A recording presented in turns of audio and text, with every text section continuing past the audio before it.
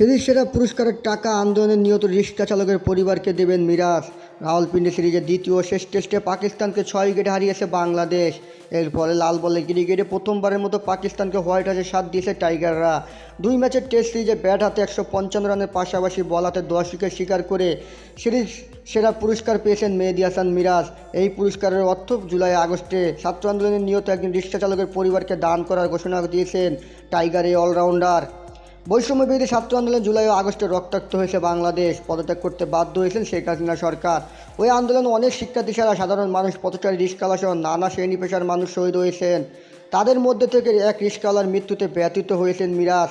আন্দোলনে শহীদ হওয়া ওই রিক্সাওয়ালার পরিবারের হাতে সিরিজ সেরার প্রাইজ মানি বাবদ পাওয়া অর্থ তুলে দেওয়ার ঘোষণা দিয়েছেন এই অলরাউন্ডার। বাংলাদেশের মুদ্রায় যার পরিমাণ 2,14,00,000 টাকার বেশি। পুরস্কার নেওয়ার সময় মিরাজ বলেন, দেশ অনেক খারাপ সময়ের মধ্যে দিয়ে গেছে।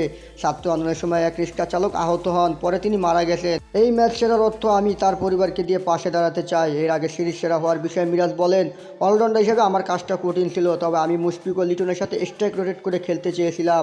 5 উইকেট পাওয়ায় আমি খুশি। টি-20 বিশ্বকাপে ছিলাম না, যে কারণে টেস্টে প্রস্তুত হতে সময় পেয়েছি, যে কারণে টিম ম্যানেজমেন্টকে ধন্যবাদ। উল্লেখযোগ্য, পাকিস্তানের বিপক্ষে 2 টেস্টের সিরিজে 2টি 50 করে 155 রান করেছেন মিরাজ। তার ইনিংস দুটি ছিল 78 রান ও 77 রানের।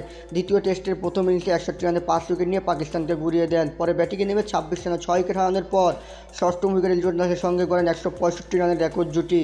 2 টেস্ট মিলিয়ে বল হাতে মিরাজ শিকার করেছেন 10টি উইকেট।